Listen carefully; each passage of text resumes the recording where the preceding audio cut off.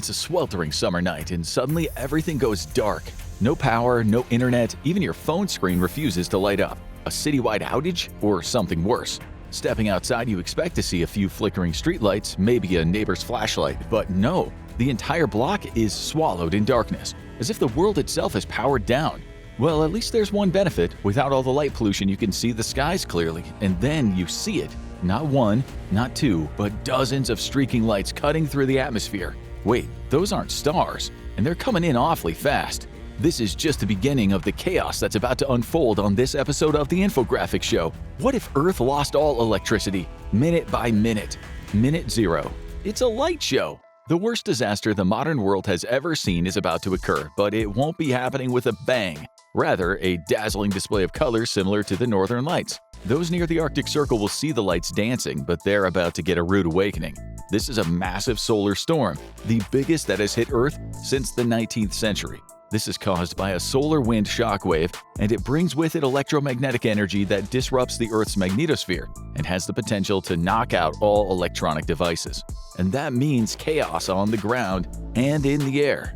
Minute 1. The first people to experience the effects of this storm will be in the air, the many unfortunate people flying through the air as the storm hits the Earth. It's estimated that the U.S. aviation industry alone ferries up to 2.9 million people each day, and hundreds of thousands are in the air at any given moment. The solar storm causing a massive blackout will immediately impact them.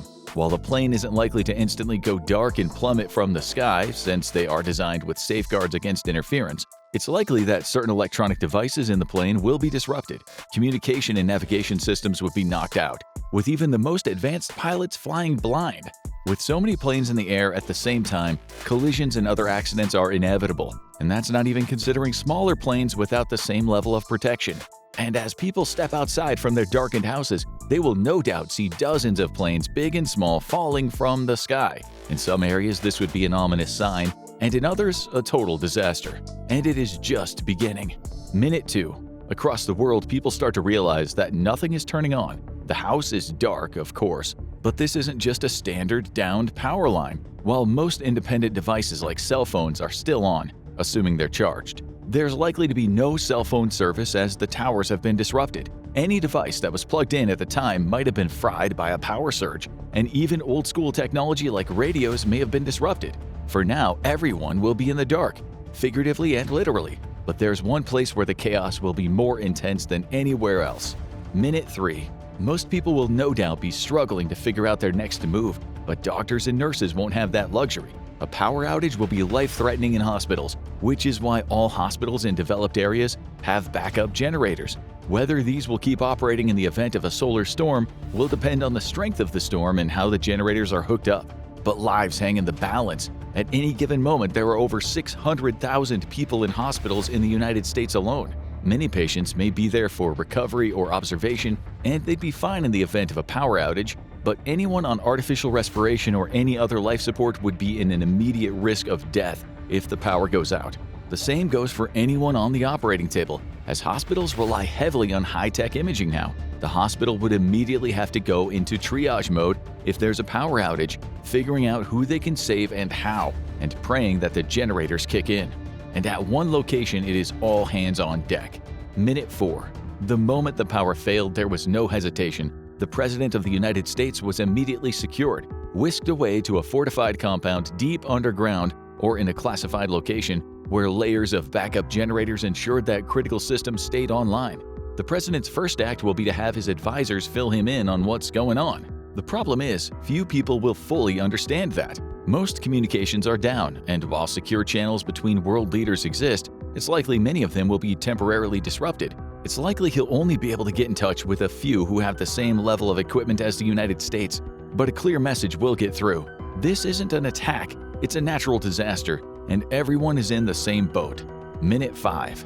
On the ground, the effects of the blackout are hitting hard. People who stayed in their homes are mostly fine, but those who were on the road at the time are seeing their commute turn into a nightmare. While cars are still working, in most cases, although certain internet-connected features may be down, the same can't be said for another critical part of driving: traffic lights. Drivers will be driving blind without GPS or streetlights, and collisions will be inevitable and frequent.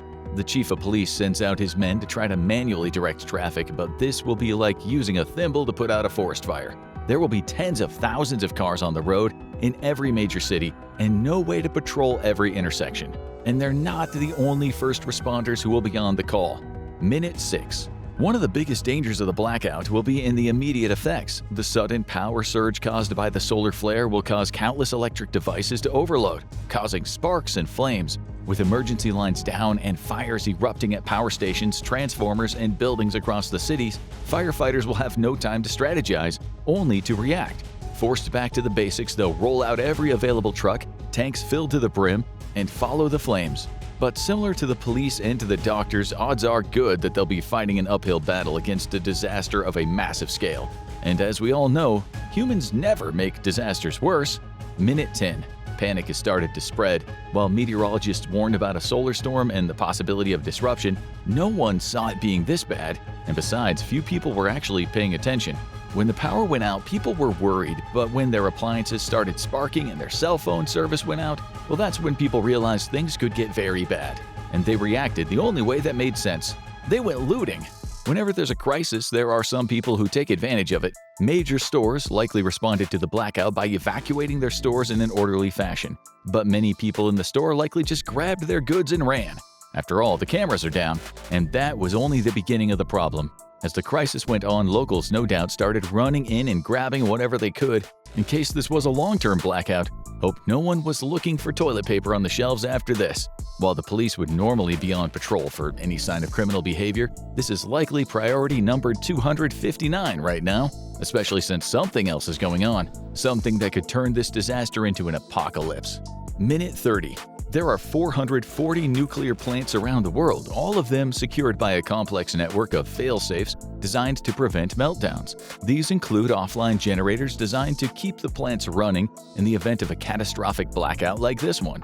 The problem is not all plants are created equal. The 54 plants in the United States, located across 28 states, are among the most secure in the world. The one nuclear incident in the U.S., 3 Mile Island, was resolved with no loss of life, and security has only gotten more intense since. The plants in the UK, France, and China have similar technology, and Japan's plants have gotten an upgrade in technology and fail-safes since the devastating Fukushima meltdown.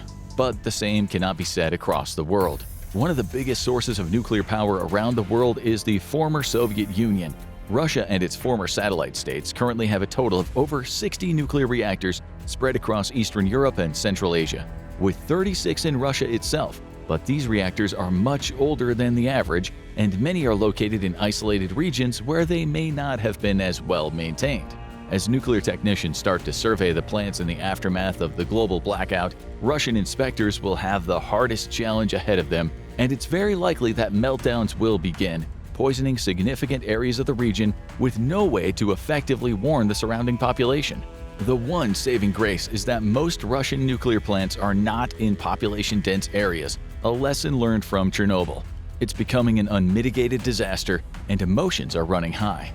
Hour 1. If there is one thing humans do well when faced with a disaster, it's blame others. A disaster like this will likely send paranoia sky high, and while scientists will know by now that this is a natural event, they'll have no way of communicating this to the masses with TVs and the internet down. But even if they could, would it work?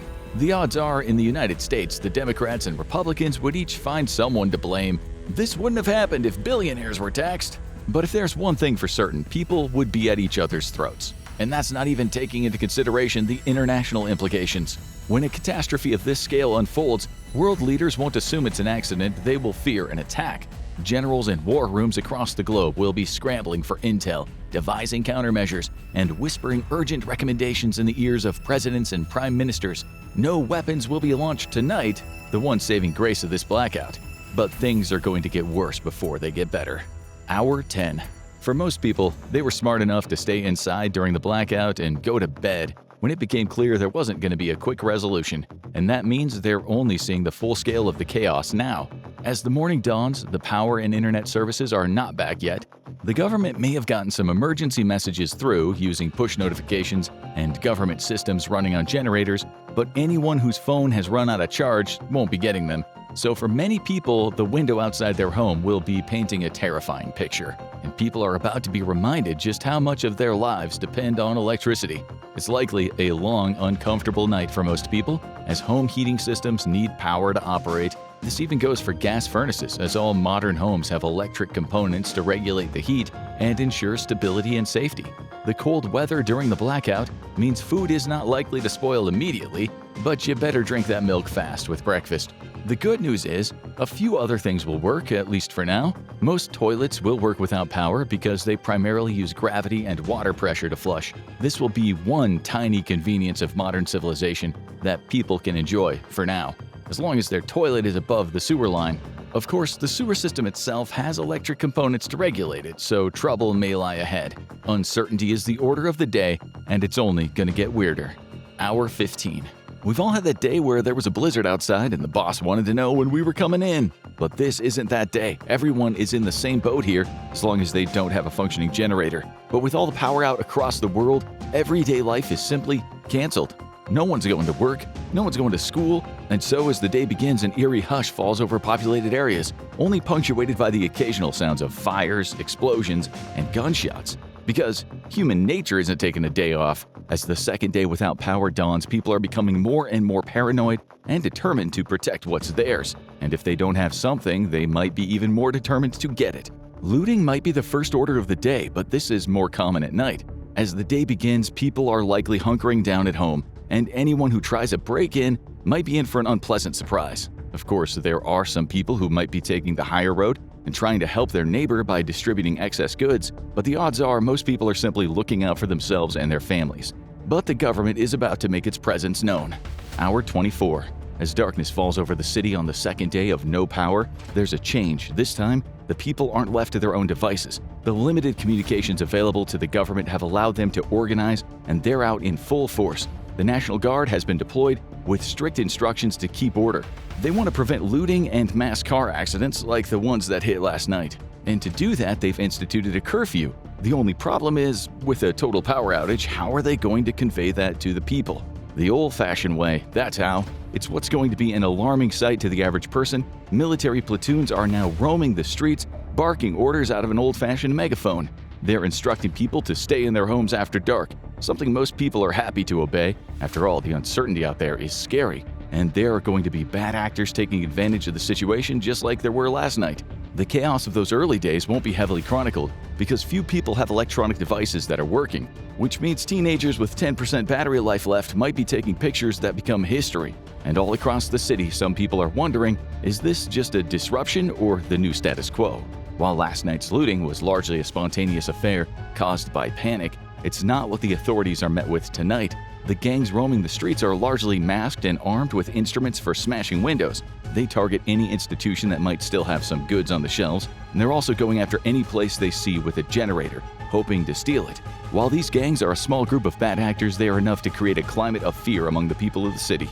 But every crisis creates villains and heroes. Hour 28. While many people are asleep or at least trying to keep warm throughout the night, some people are working through it, namely the doctors. The hospitals are shut down, with a complex network that keeps them running in shambles, but that doesn't mean that healers aren't hard at work. Medical workers have created field hospitals around the city, providing what care they can to both those with ailments and those who have been injured in the initial crisis. But there's only so much they can do. Doctors are providing first aid, emergency medicine, even ad hoc surgeries when needed. Patients are being brought to them with severe internal injuries from car crashes and burns from fires, and the limited supplies they have give them few options. They're forced to triage many of the hopeless cases, and the full total of casualties won't be known for a very long time. Because unfortunately, the victims will keep coming. As the doctors continue working, they can hear gunshots around the city. Soon more casualties are brought in, most from the gangs as they encounter the officers, but the gangs get in some lucky shots too. Gunshot victims are among the trickiest cases these emergency doctors face. They use limited supplies to sterilize surgical tools, remove bullets, stabilize and cover wounds, and hope nothing critical was hit that can't be repaired with field medicine. Complicating this, the doctors have to deal with raids from the gangs taking supplies, and they do their best to keep the soldiers from kicking off a firefight in the middle of the field hospital.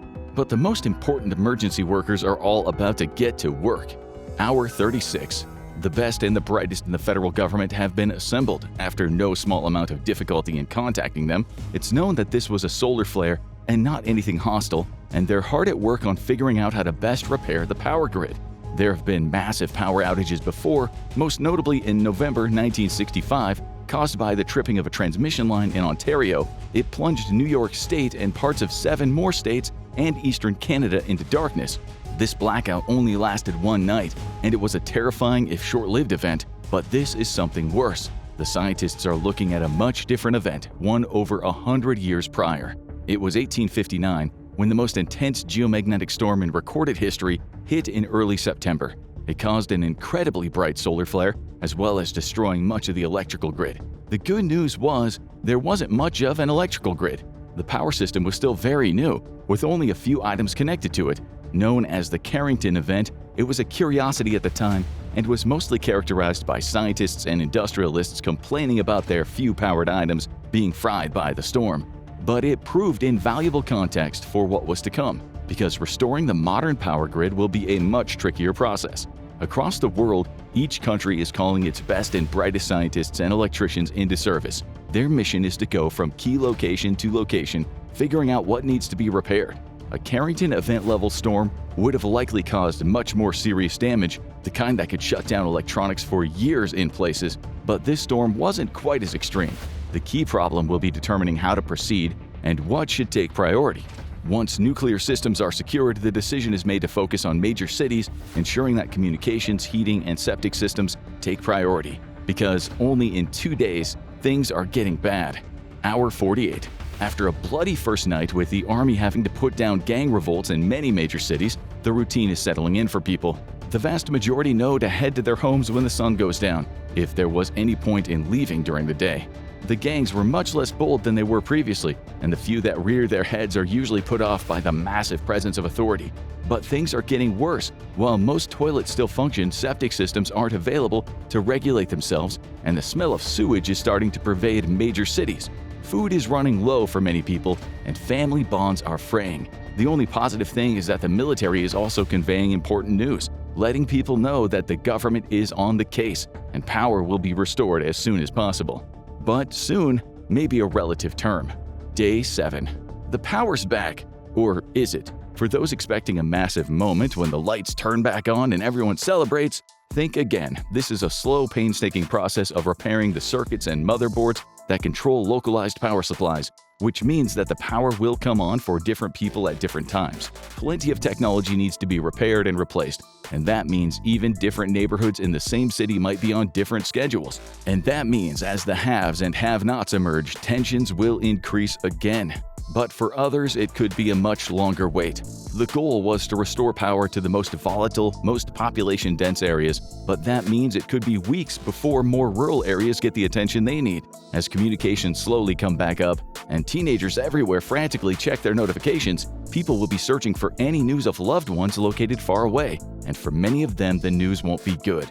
The biggest casualty of a mass power outage is information, something we've gotten used to having at the flick of a finger. And the human toll of a blackout like this will be massive. It's likely that tens of thousands in the US alone will have died on the first night of the blackout from plane and car crashes and immediate deaths in hospitals. While there won't be a similar loss of life in future nights, there will be plenty of deaths from violence, exposure, or other environmental factors. Additionally, the necessary rationing of medical help and a lack of surgical tools will raise the casualty rate massively. Many of the deaths that happen in rural areas won't be documented for weeks or months, and in underdeveloped areas of the world where there's less infrastructure, countless lives may be lost without ever being recorded. In total, it's likely this blackout will have killed well over 1 million people around the world. And it wasn't a war or a terror attack, it was space itself, uncaring and unaware of us. And all it took was a solar flare to bring humanity to its knees. What would be your first move in a global blackout? Would you stay put or brave the outside world? Drop your survival plan in the comments below. It's the most famous what if in history. Check out What If Hitler Had a Nuke to see how badly things would have gone, or watch this video instead.